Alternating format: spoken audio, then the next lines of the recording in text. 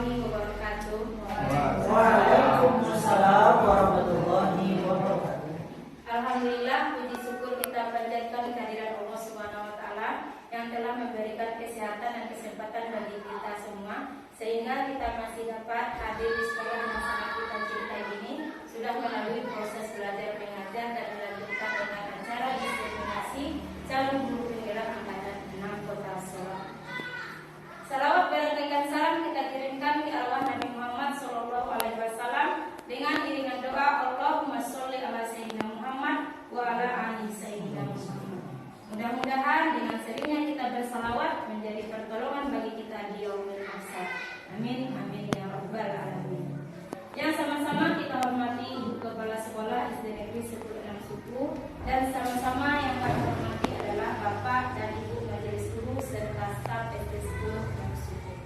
Tidak memperpanjang mukadimah, adapun acara kita pada diseminasi hari ini. Yang pertama pembukaan yang sedang berlangsung. Yang kedua lagu Indonesia Raya. Yang ketiga kata sambutan dari kepala sekolah. Yang keempat diseminasi yang akan disampaikan oleh Bu Saprianti dan saya sendiri. Yang kelima penutup. Sebelum kita memasuki acara yang kedua, marilah kita membacakan basmalah. Bismillahirrahmanirrahim.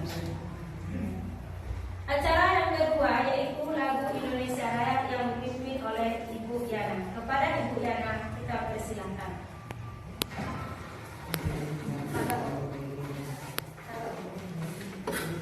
Kepada Bapak Ibu kami harapkan untuk berdiri.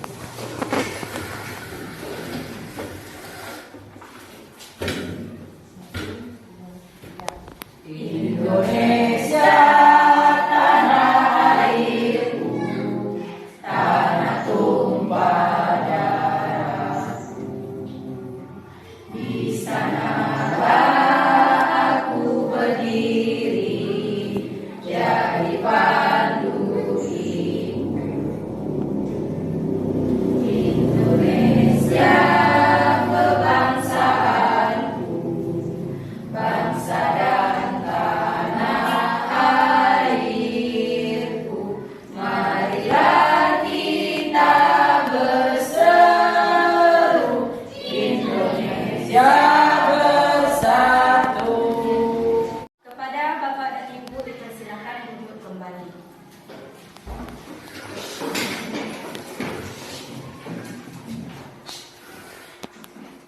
Terima kasih kami ucapkan kepada Ibu Yana. Acara selanjutnya yaitu kata sambutan dari kepala sekolah. Kepada Ibu kita persilakan. Terima kasih kepada pembawa acara. Assalamualaikum warahmatullahi wabarakatuh. Waalaikumsalam warahmatullahi wabarakatuh. Puji syukur tidak lupa kita ucapkan kehadirat Allah Subhanahu wa taala. Berkat rahmat dan karunia-Nya kita dapat berkumpul di ruangan yang sangat kita cintai ini. Salam beserta salam tidak lupa kita aturkan selalu kepada Nabi kita Muhammad SAW. Semoga kita harapkan syafaatnya kelak di yaumul mahsyar. Amin ya rabbal alamin. Yang terhormat Bapak Ibu, khususnya CBP Angkatan 6, selanjutnya Bapak Ibu dari SDN 10 Suku, staf usaha. Pada siang hari ini kita akan melaksanakan diseminasi guru penggerak Angkatan 6. Semoga kegiatan yang akan dilaksanakan dalam rangka diseminasi keyakinan kelas untuk membangun budaya positif yang akan dilaksanakan sebentar lagi berjalan dengan lancar.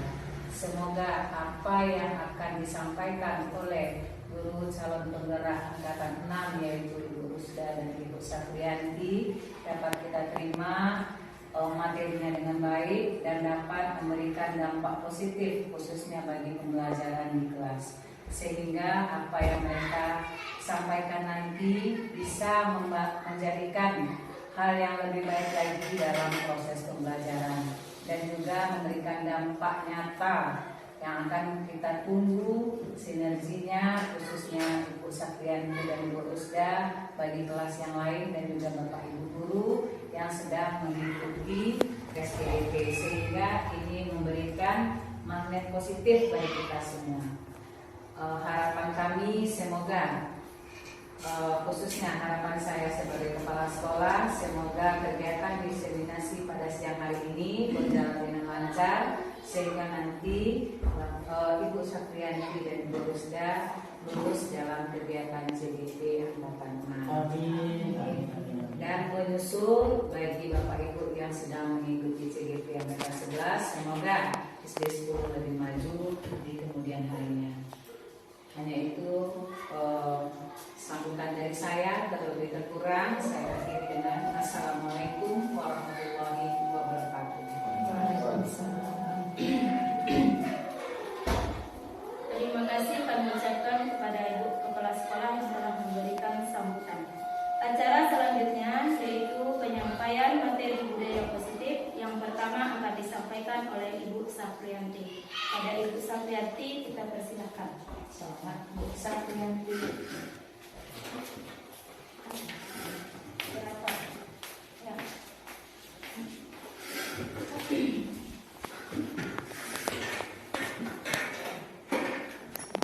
Assalamualaikum warahmatullahi wabarakatuh.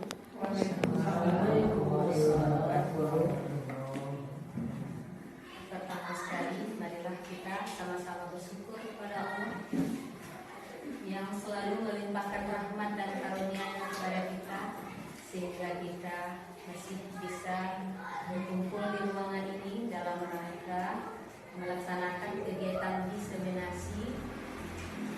Selanjutnya, selawat dan salam bila sama-sama kita kirimkan kepada junjungan kita, yaitu Nabi Muhammad SAW, yang telah meninggalkan dua pusaka kepada kita, yaitu Al-Quran dan Hadis, sebagai pedoman untuk hidup kita.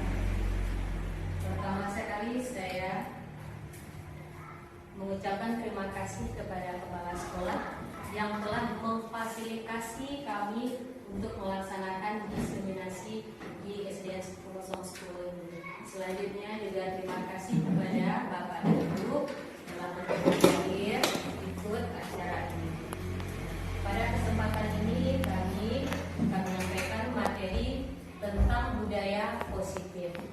Nah, di sini kami bukannya menggurui, tetapi di sini kita mengimbaskan atau memberikan apa yang telah kami peroleh, baik ilmu maupun pengalaman kepada Bapak dan Ibu. Selanjutnya di sini kami juga ingin berdiskusi dengan Bapak dan Ibu. Baiklah, untuk tidak panjang langsung saja, yaitu materi yang diambil di sini yaitu tentang keyakinan kelas untuk membangun budaya positif. Adapun konsep utama dalam budaya positif ini, yang pertama yaitu kami akan membahas tentang perubahan paradigma belajar. Selanjutnya mengenai disiplin positif. Yang ketiga mengenai kebutuhan dasar manusia. Yang keempat motivasi perilaku manusia. Yang kelima posisi kontrol restitusi. Selanjutnya yang keenam keyakinan kelas. Dan yang terakhir adalah segitiga restitusi. Dalam pembelajaran budaya positif ini kita beranjak dari pembelajaran paradigma belajar, yaitu pembelajaran paradigma baru dirancang dengan berdiferensiasi sehingga setiap siswa belajar sesuai dengan kebutuhan dari tahap perkembangannya untuk mewujudkan profil pelajar Pancasila. Nah, di sini sebagaimana yang kita ketahui bahwa setiap murid kita itu mereka tuh berbeda, sehingga kebutuhan mereka tuh juga berbeda, sehingga kita melaksanakan budaya positif ini dalam rangka mewujudkan profil pelajar Pancasila. Selanjutnya budaya positif. Nah, sebelum kita lanjut, saya ingin bertanya dulu kepada Bapak dan Ibu, apa sih yang kita ketahui tentang budaya positif itu? Sebelum ini apa yang kita ketahui tentang budaya positif? Nah, menanamkan disiplin. Ada lagi Bu? Kebiasaan berdoa. Yes. Kelas. Iya, kebiasaan berdoa saat di kelas. Jadi budaya positif itu adalah budaya positif merupakan perwujudan dari nilai-nilai atau keyakinan universal yang diterapkan di sekolah. Jadi budaya positif itu adalah nilai-nilai apa yang telah biasa kita terapkan di sekolah, di kelas maupun di sekolah. Selanjutnya, budaya positif diawali dengan perubahan paradigma tentang teori kontrol. Nah, selama ini kita berangkat sebagai guru yang merasa berkewajiban kalau kita itu mengontrol perilaku siswa agar mereka berperilaku sesuai dengan yang kita harapkan. Jadi selama ini ternyata kita selalu kita yang mengarahkan anak didik kita untuk berbuat, bertingkah laku sesuai dengan yang kita harapkan. Nah, jadi sebelum kita lanjutkan lagi, Bapak dan Ibu, saya ingin sebuah permainan. Saya minta Bapak Ibu buka telapak tangannya, kemudian tutup mata. Bayangkan di telapak tangannya itu ada sesuatu yang paling berharga. Kemudian genggam kuat-kuat, jangan dilepaskan. Jangan dilepaskan Bapak dan Ibu. Nah, silakan buka matanya. Bayangkan apa yang paling berharga tadi di tangan Ibu. Kemudian sudah dikepal, digenggam kuat-kuat.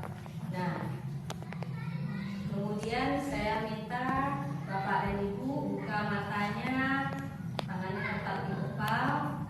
Nah, selanjutnya saya ingin salah seorang dari Bapak dan Ibu mau jadi sukarelawan untuk meminta temannya atau membujuk agar mereka bisa membuka kepala anaknya. Silakan. Yes.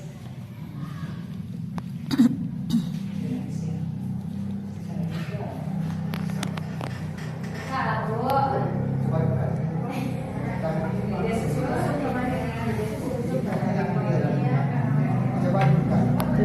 Ini ada yang dilihat di dalam tangannya ada apa ini?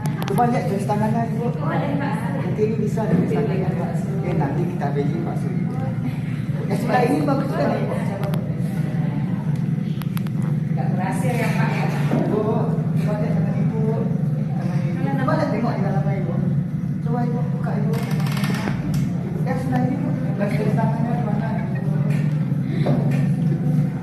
Gimana Pak? Nggak berhasil Pak? Ya buka ya Pak ya. Coba buka tangan Ibu. Tangan Ibu beda nih guys, tangan Ibu beda sama yang lain. Coba Ibu buka ini. Ada sesuatu Pak. Pak masa ini lebih berharga ya? Ya Pak.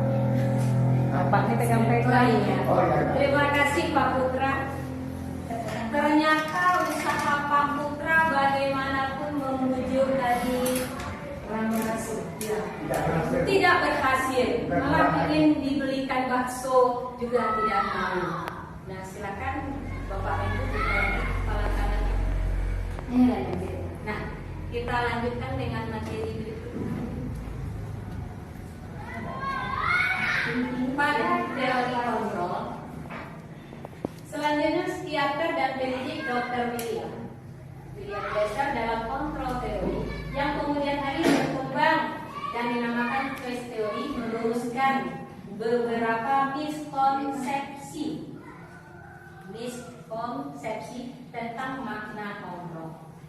Nah, yang pertama yaitu ilusi guru mengontrol murid. Nah, di sini kita sebagai seorang guru sering meminta anak didik kita untuk melakukan sesuatu, walaupun mereka sendiri tidak mau melakukan, karena di sini mereka istilahnya di bawah kontrol kita. Nah, mereka melakukannya. Nah, seharusnya kita sebagai seorang guru, kita tidak harus selalu mengontrol murid-murid kita. Selanjutnya, terusi bahwa semua penguatan positif efektif dan bermanfaat. Nah, di sini kita juga seorang guru juga tidak harus selalu mengontrol anak didik kita untuk selalu berbuat dengan hal-hal yang telah mereka lakukan. Artinya kita membujuk mereka supaya mereka mau lagi melakukan dengan apa yang telah mereka kerjakan. Misalnya Ani, si Ani tadi kan telah membantu temannya yang jatuh. Berarti dia sudah berbuat baik. Kemudian kita memberikan penghargaan kepada mereka. Selanjutnya ada lagi teman yang jatuh, kita tidak perlu lagi meminta tolong, memberitahu kepada si Ani untuk melakukan hal yang sama. Jadi harus dia yang melakukan sendiri tanpa kita suruh kembali. Selanjutnya, ilusi bahwa kritik dan membuat orang merasa bersalah dapat menguatkan karakter. Jadi Bapak dan Ibu, ternyata setiap kritik yang kita berikan kepada anak kita itu tidak selamanya membuat anak kita untuk merasa bersalah. Nah, selanjutnya adalah ilusi bahwa orang dewasa memiliki hak untuk memaksa. Jadi orang-orang dewasa atau kita sebagai seorang guru tidak harus mempunyai tanggung jawab untuk selalu meminta anak kita untuk melakukan sesuatu.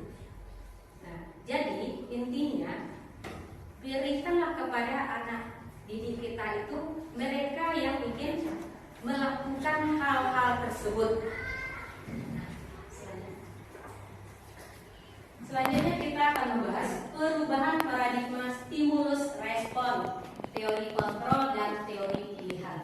Nah, di sini ada 2 kolom, stimulus respon yang biasa kita lakukan, kemudian teori kontrol atau pilihan.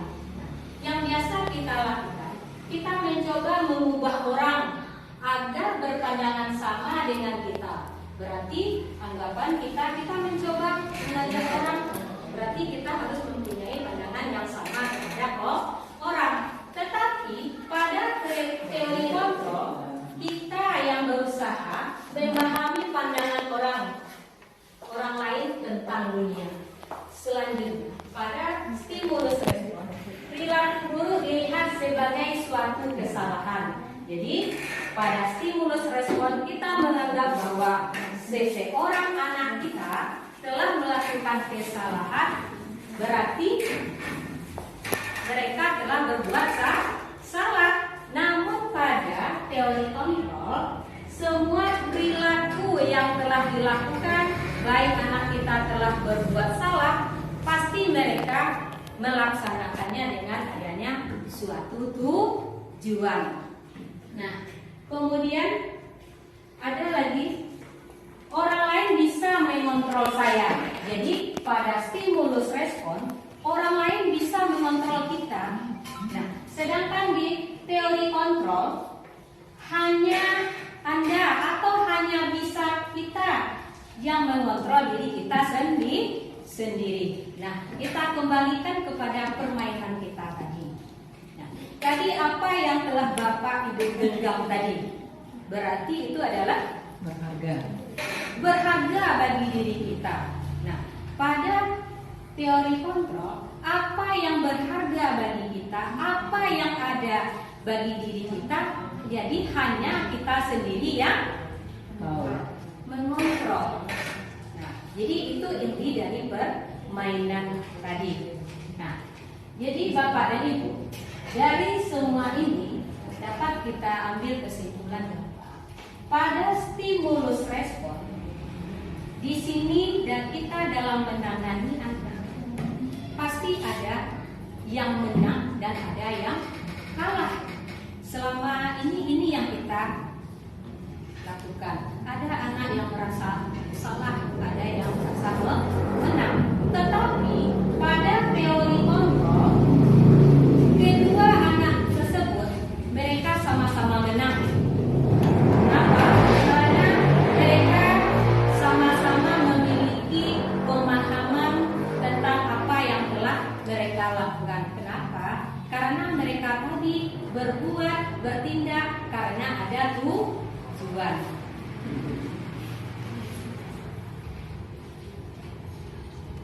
Selanjutnya kita membahas tentang yang kedua, yaitu tentang disiplin positif. Sekarang kita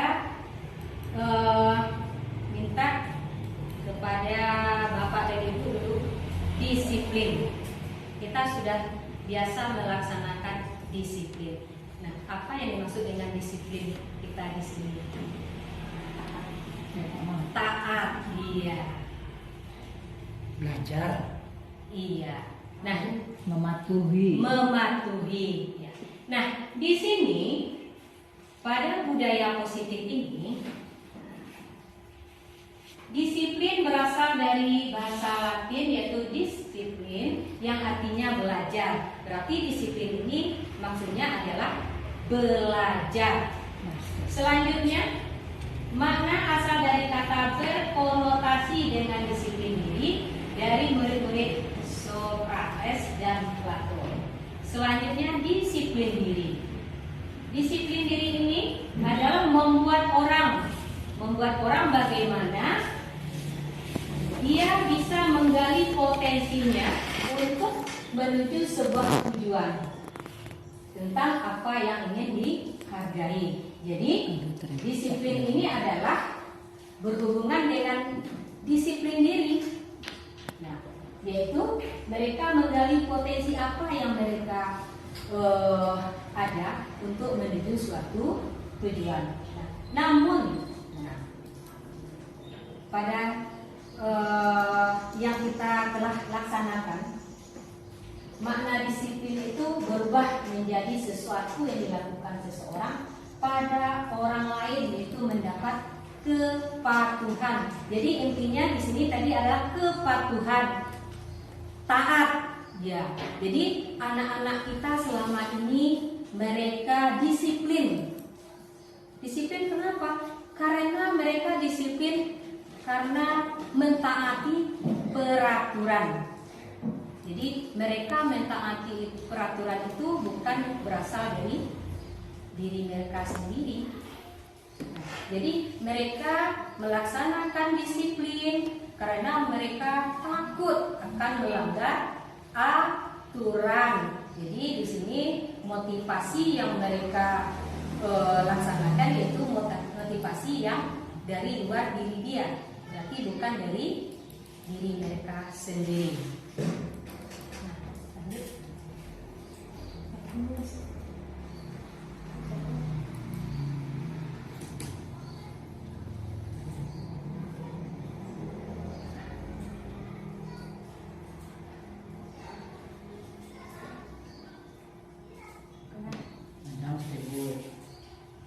Nah, kita lanjut makna disiplin. Nah, ini makna disiplin dalam budaya positif itu belajar mengontrol diri dengan menggali potensi yang ada pada diri kita agar mencapai tujuan yang mulia, yaitu sesuatu menjadi seseorang yang kita inginkan berdasarkan nilai-nilai yang kita hargai. Nilai-nilai itu yaitu nilai-nilai keyakinan yang universal yang sesuai dengan profil Pancasila.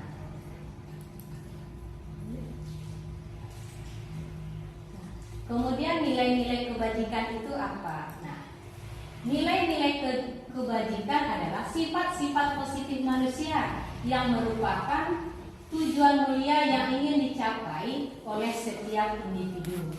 Nilai-nilai tersebut bersifat universal dan lintas bahasa, suku bangsa, agama maupun latar belakang. Jadi kita dalam menetapkan nilai-nilai itu kita tidak membeda-bedakan apa bahasanya, latar belakangnya, sukunya, dan lain-lain. Kemudian, setiap perilaku atau perbuatan memiliki suatu tujuan. Dengan menaikkan nilai-nilai kebajikan yang diyakini seseorang, maka motivasi intrinsik akan terbangun sehingga menggerakkan motivasi dari dalam untuk mencapai tujuan mulia yang diinginkan. Selanjutnya, nilai-nilai kebajikan yang ingin dicapai oleh setiap anak Indonesia kita dengar dengan istilah profil pelajar Pancasila. Yang pertama yaitu beriman, bertakwa kepada Tuhan Yang Maha Esa dan berakhlak mulia. Yang kedua, mandiri, bernalar kritis, berkebinekaan global, bergotong royong, dan kreatif. Kok kamu sebenarnya? Selanjutnya kita membahas tentang kebutuhan dasar manusia. Nah, tadi kita telah mengetahui bahwa setiap manusia pasti memiliki kebutuhan yang berbeda. Kebutuhan apa saja? Sekarang kita lihat yang pertama, kebutuhan bertahan hidup. Kebutuhan bertahan hidup itu yaitu berhubungan dengan fisik. Yang pertama mengenai sandang, pangan, papan, yaitu tentang tempat tinggal, makan, kemudian tentang apa yang kita pakai. Nah, di sini seorang anak tidak akan bisa belajar kalau keadaan rumahnya misalnya mengalami banjir. Nah, berarti mereka butuh suasana atau tempat tinggal mereka saat belajar itu, yaitu terhindar dari banjir. Begitu juga bagi anak didik kita di sekolah, mereka butuh suasana belajar yang nyaman, hindar dari bising, kelasnya bersih dan indah. Selanjutnya, kasih sayang dan rasa diterima. Nah, di sini kita semua manusia, termasuk juga anak-anak didik kita, mereka ingin sekali merasa diterima tanpa dibeda-bedakan bagi temannya yang lain. Jadi mereka tidak ingin disisihkan walaupun mereka pernah berbuat salah. Jadi intinya mereka ingin selalu dapat diterima dimanapun mereka berada. Selanjutnya penguasaan. Nah, di sini maksudnya penguasaan atas diri mereka. Apa yang bisa mereka kuasai? Contohnya mereka dapat menguasai pelajaran dengan cara mereka sendiri. Jadi mereka merasa puas dengan apa yang telah mereka kuasai. Selanjutnya kebebasan.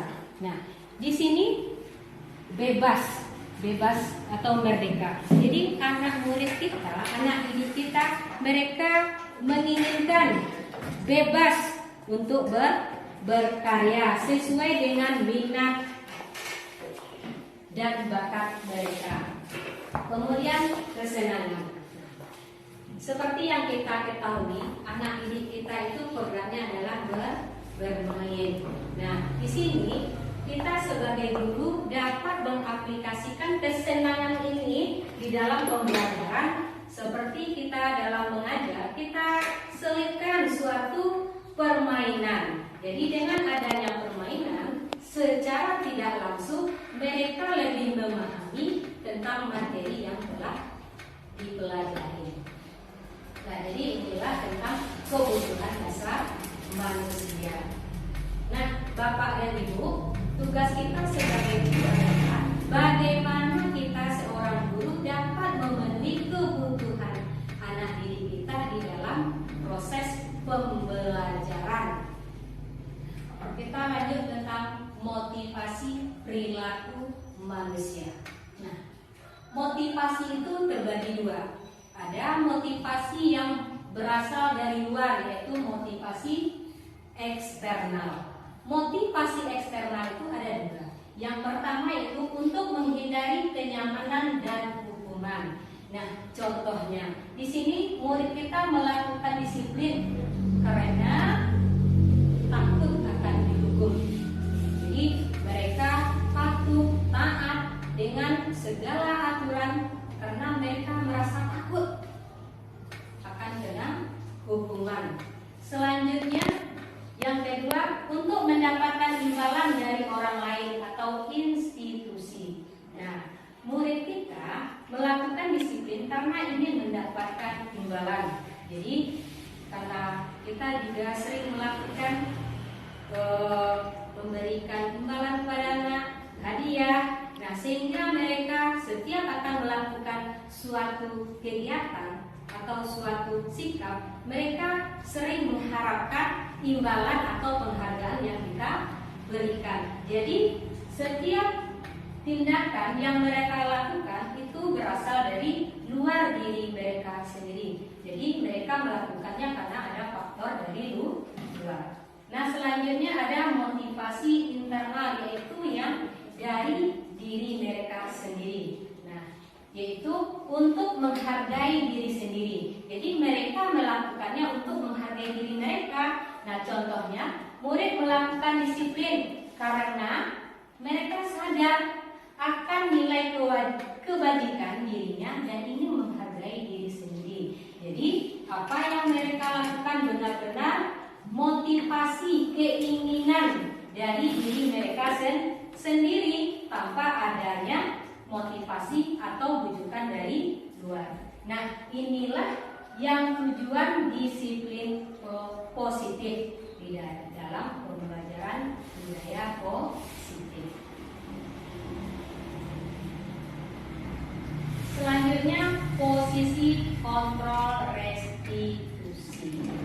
Nah, Bapak dan Ibu, kita di sekolah pasti ada mengalami menyelesaikan anak-anak kita yang mengalami suatu masalah. Nah, di sini kita sebagai seorang guru, bagaimana kita menempatkan diri kita? Apakah kita sebagai penghukum, sebagai pembuat rasa bersalah? Apakah kita sebagai teman, sebagai penjangkau, ataukah sebagai manajer? Nah, apa itu yang penghukum? Penghukum itu yaitu yang mengenai fisik atau verbal. Kita melakukan kekerasan fisik atau verbal bisa dengan kata-kata. Contohnya, patuhi aturan saya, atau awas, kamu selalu salah, pasti selalu terakhir. Jadi yang menghukum ini, kita menghukum anak didik kita dengan kata-kata kita, sehingga apa yang kita sampaikan itu nanti membekas pada diri mereka. Jadi di sini guru sebagai penghukum. Kemudian apakah kita ingin membuat rasa bersalah? Nah, apa itu? Nah, biasanya suara guru itu lebih lembut. Contoh nih, biasa kata yang dilakukan adalah, ibu kecewa dengan kamu. Suaranya pelan. Nah, ibu kecewa dengan kamu. Berapa kali bapak harus kasih tahu? Gimana coba kalau ibu pun tahu? Berarti kita seorang guru, kita yang merasa diri mereka menjadi pembuat rasa bersalah. Jadi kita yang memancing, kita yang mengingatkan mereka kalau apa yang telah mereka lakukan itu salah.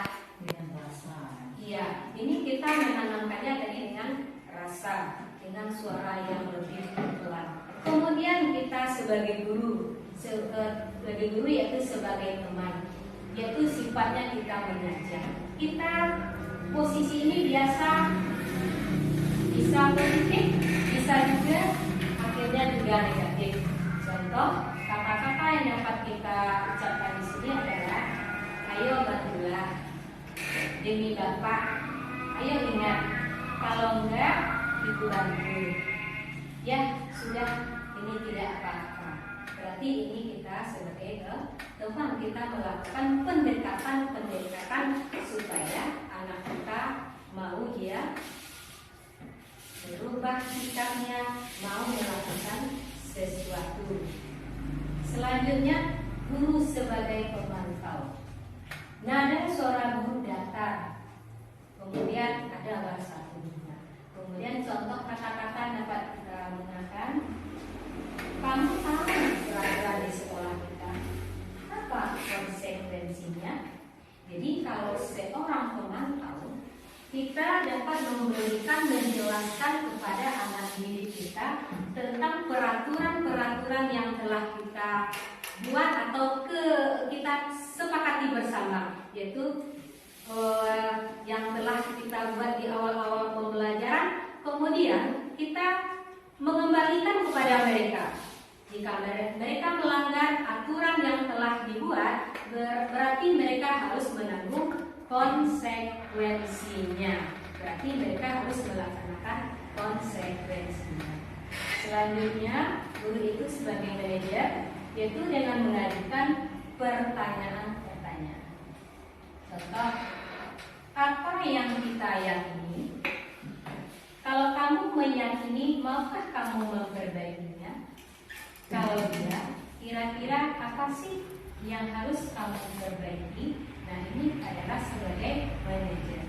Nah, dari yang 5 ini, satu yang ingin kita capai adalah posisi kita sebagai guru, yaitu sebagai manajer.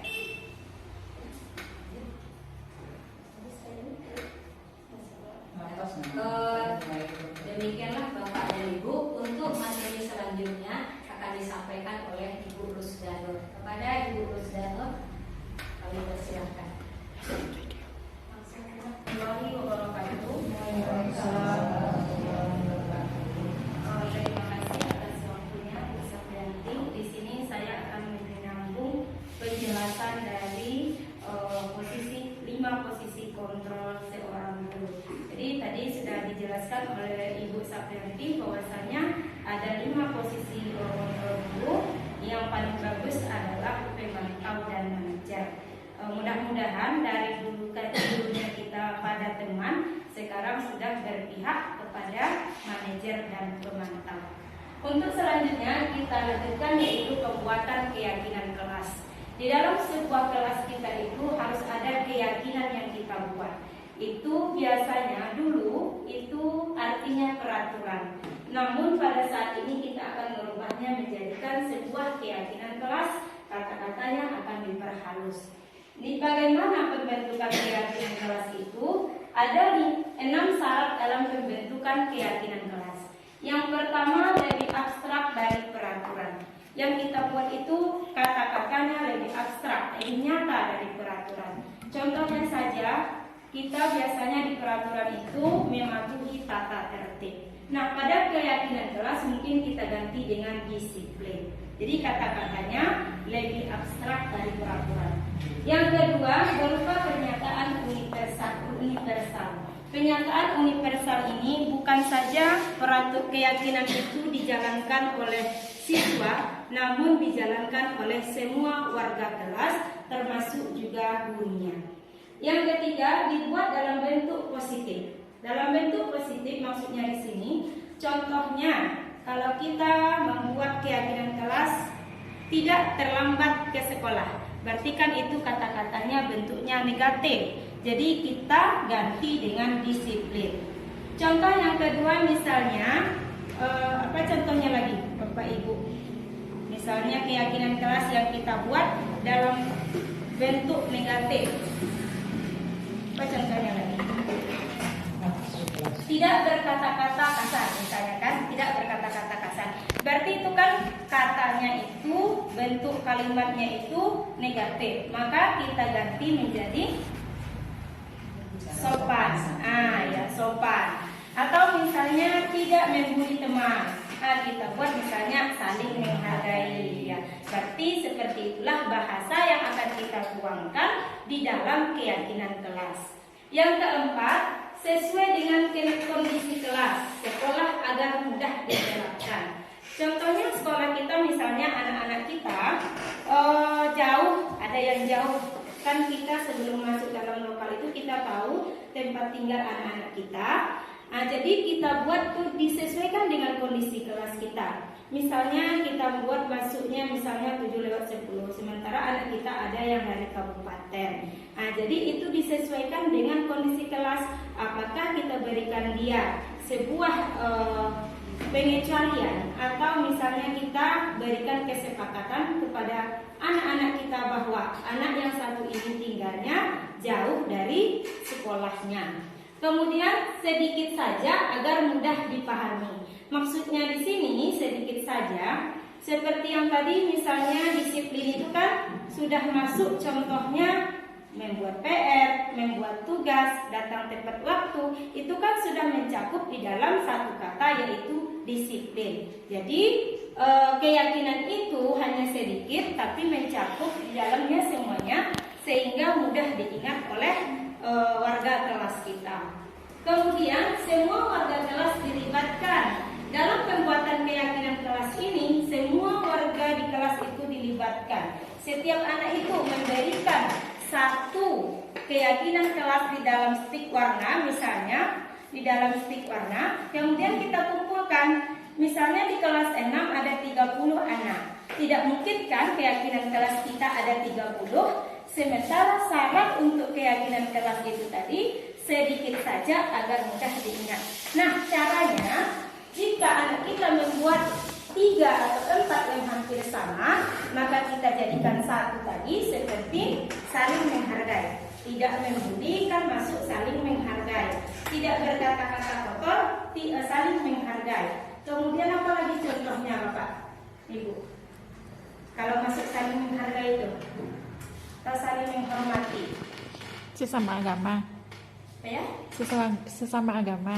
Yang menghormati sesama agama. Jadi kita satukan di dalam kata-kata disiplin. Sehingga keyakinan kelas kita itu hanya sedikit tapi memuat semua yang kita inginkan. Seperti itu kira-kira untuk keyakinan kelas. Lanjut, Bu. Nah, apa latar belakang kita membuat keyakinan kelas itu?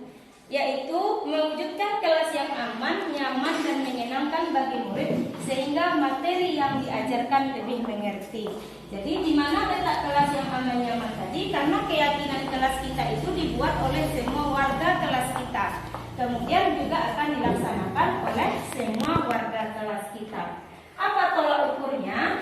Mewujudkan kelas yang aman, nyaman, dan menyenangkan sehingga murid dapat belajar dengan bahagia dengan penerapan budaya positif. Jadi dengan kita buat keyakinan kelas kita tadi itu, bisa kita merasa aman dan nyaman dalam pembelajaran sehingga terciptalah budaya positif. Lanjut. Tujuan kita yaitu mewujudkan kelas yang aman, nyaman, dan menyenangkan sehingga murid dapat belajar dengan bahagia dengan penerapan budaya positif di dalamnya. Jadi keyakinan kelas itu nanti tujuannya ujung-ujungnya terciptanya budaya positif, tidak ada satupun yang merasa tertekan dan terasingkan di dalam kelas kita tersebut. Nah, ini masa tindakan yang pertama. Kita akan merancang kesepakatan kelas kita dulu. Di sebelum kita tahun ajaran baru misalnya, atau di sebelum pembelajaran kita sudah membuat keyakinan kelas ini seharusnya. Yang pertama kita rancang kesepakatan kelas. Sudah kita rancang tadi, anak-anak semua memberikan satu keyakinan kelas. Jika ada nanti yang sama, maka kita akan satukan menjadi satu kata. Kemudian kita tetapkan, sudah ditetapkan, kita tempel di sebuah papan misalnya. Kemudian kita tetapkan bahwasanya inilah kesepakatan kelas kita. Kalau memang misalnya ada 10, ada 8, ini kesepakatan kelas 3 misalnya.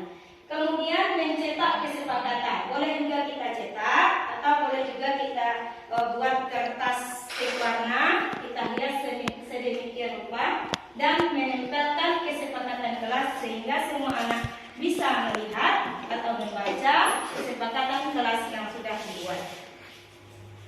Nah, keyakinan kelas itu dibuat oleh murid dan didampingi guru untuk menciptakan budaya positif. Jadi anak-anak ini kita suruh membuatnya, namun tetap didampingi, tidak lepas begitu saja. Setelah dibuat nanti dikumpulkan. Sudah itu baru kita pilah atau kita tetapkan seperti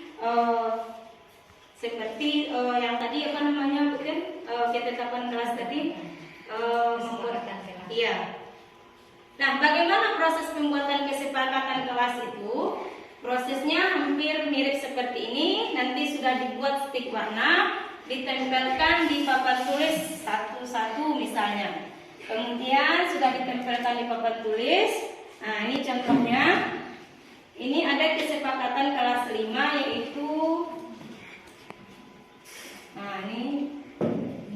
Ya, contohnya yang pertama adalah datang lebih awal. Yang kedua, disiplin. Yang ketiga, wajib sarapan atau makan pagi. Selanjutnya, piket. Belajar dengan giat, jujur, kemudian percaya diri. Yang terakhir, tersenyum, sapa, dan salam atau 6S. Lanjut. Nah, ini contohnya kesepakatan kelas 6 yang kita ambil dari sebuah media sosial. Di sini ada kesepakatannya, kami guru dan murid kelas 6 SD 03 Pajang sepakat. Yang pertama, selalu menjaga kebersihan kelas dan menjaga halaman sekolah. Ini berarti sudah mencakup untuk sekolah, bukan di kelas saja. Saling menghargai dan menghormati, selalu bekerja sama, saling membantu dan bergotong royong, mengambil keputusan dengan musyawarah, meningkatkan disiplin, membudayakan membaca, saling semangat belajar. Ini merupakan contoh, boleh kita tambah dari kesepakatan kelas yang sudah ada ini. Lanjut. Nah, materi yang terakhir yaitu segitiga restitusi. Setelah kita tadi mengetahui bahwasanya 5 posisi kontrol guru, kemudian dilanjutkan dengan pembuatan keyakinan kelas. Nah, segitiga restitusi ini merupakan sebuah penyelesaian. Seandainya ada juga hal-hal yang terjadi ketika kita berada di posisi kontrol, pemantau, dan manajer. Apa itu restitusi? Restitusi itu adalah proses menciptakan kondisi bagi murid untuk memperbaiki kesalahan mereka, sehingga mereka bisa kembali pada kelompok mereka dengan karakter yang lebih kuat. Restitusi juga merupakan proses kolaboratif yang mengajarkan murid untuk mencari solusi untuk masalah mereka dan membantu murid berpikir tentang orang seperti apa yang mereka inginkan atau tujuan yang mulia dan bagaimana mereka harus memperlakukan orang lain. Jadi segitiga restitusi ini, di sini kita akan berkolaborasi dengan siswa. Hal apa yang dilakukannya maka kita kembalikan kepada dirinya sehingga nanti akan dapat hasilnya bagaimana cara memuliakan orang lain tanpa diri kita pun tersakiti. Lanjut, Bu. Nah, ini ciri-ciri restitusi. Yang pertama, bukan untuk menebus kesalahan, namun untuk belajar dari kesalahan. Jadi, siswa yang berbuat salah tadi, dia tidak menebus kesalahannya. Selama ini mungkin kita sudah keliru ketika anak bersalah. Memang kita suruh dia untuk menebus kesalahannya dengan beberapa sanksi, mungkin beberapa hukuman. Namun pada langkah-langkah segitiga restitusi ini, itu bukan menebus kesalahan, namun belajar dari kesalahan. Yang kedua, memperbaiki hubungan. Nah, jika anak kita membuat kesalahan, kita akan berusaha memperbaiki hubungan, baik dengan temannya tadi yang bermasalah ataupun dia dengan diri kita sebagai guru. Yang ketiga, di sana kita ungkapkan tawaran atau bukan paksaan. Kita di sana menawarkan, bagaimana kalau seperti ini? Apa peraturan sekolah kita? Bagaimana kalau Ananda misalnya melanggarnya? Apa konsekuensinya? Jika anak kita sudah tahu konsekuensinya, maukah kamu merubah perilaku itu? Berarti itu merupakan adalah ciri-ciri restitusi.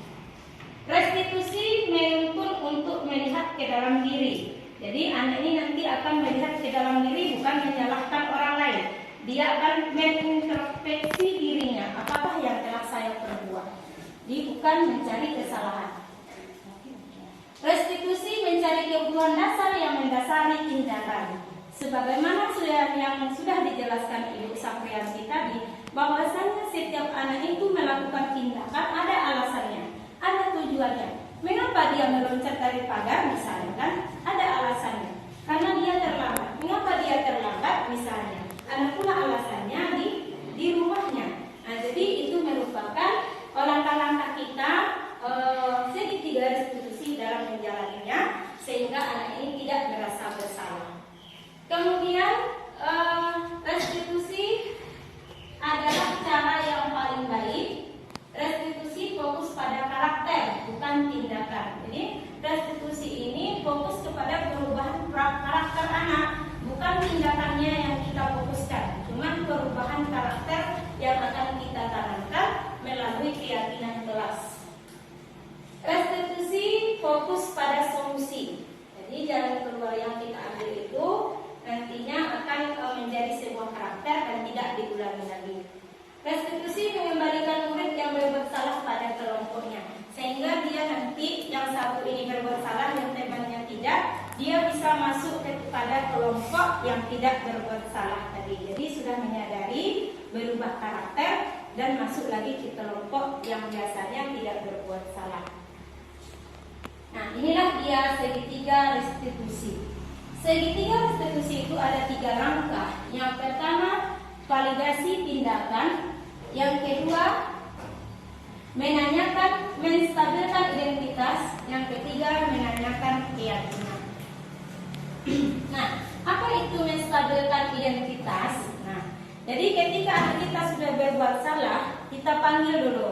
Setelah kita panggil, kita langkah yang pertama adalah menstabilkan identitas. Apa itu menstabilkan identitas? Yaitu untuk mengubah identitas anak dari orang yang gagal karena melakukan kesalahan menjadi orang yang sukses. Kita stabilkan identitasnya terlebih dahulu. Anak yang melanggar peraturan karena sedang mencari perhatian adalah anak yang sedang mengalami kegagalan. Kemudian dia mencoba untuk memenuhi kebutuhan dasarnya, namun ada benturan. Jadi anak kita yang berbuat salah itu tadi kan ada alasannya. Kemudian mengapa dia berbuat salah? Karena dia masih mencari perhatian. Jadi yang kebutuhan dasar anak tadi di sini masuk, dia itu merupakan perhatiannya, kurang perhatian. Kemudian ada berbenturan di dalam jiwanya sehingga dia berbuat salah. Kalau kita mengkritik dia, maka kita akan tetap membuatnya dalam posisi gagal. Jadi kalau kita kritik anak yang salah, dia masih dalam posisi yang gagal. Kalau kita ingin menjadi reflektif, maka kita harus meyakinkan si anak dengan cara mengatakan kalimat-kalimat seperti ini. Jadi contoh kalimat restitusi itu, kita pas memproses menstabilkan identitas itu, Bu, saya di sini tadi misalnya berbuat salah. Saya tadi misalnya menampar si A. Kita bilang tidak apa-apa. Berbuat salah itu tidak apa-apa, karena itu adalah manusiawi. Kita dukung dulu tindakannya. Kemudian tidak ada manusia yang sempurna. Kita bilang, Ibu juga pernah dulu menampar orang misalnya. Bapak juga pernah menampar orang. Kemudian manusia ini kan tidak ada yang sempurna. Lanjut, saya juga pernah melakukan kesalahan seperti itu. Nah, kalau memang kita sebagai guru pernah melakukan seperti itu, kita akui kepada murid. Ibu juga pernah menampar orang dahulu seperti itu kan, sehingga dia tidak merasa terpojok, dia memiliki teman. Kemudian kita bisa menyelesaikan ini. Nah, jadi baru kita rangkul dengan cara kita bisa menyelesaikan ini. Bapak atau ibu tidak tertarik mencari siapa yang salah. Jadi kita bilang kepada anak, sebenarnya ibu di sini tidak mencari yang salah, cuman di sini ibu ingin mencari solusi dari permasalahan ini. Kemudian kamu juga berhak seperti itu.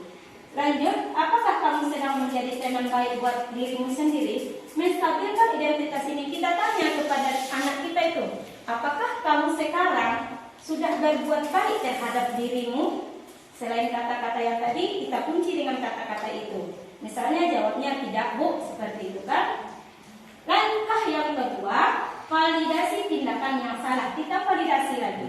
Setiap tindakan yang dilakukan ada tujuannya. Sudah kita bahas tadi, yaitu memenuhi kebutuhan dasar. Kalau kita memahami kebutuhan dasar, apa yang mendasar pada sebuah tindakan, kita akan bisa menemukan cara-cara paling efektif untuk memenuhi kebutuhan tersebut. Setelah kita dukung tadi menstabilkan identitas perilakunya, contohnya tadi apa yang kamu kerjakan, Ibu juga pernah seperti itu. Memang manusia itu tidak ada yang sempurna. Kan kita sudah merangkul dia tadi. Masuk kita ke validasi tindakan yang salah.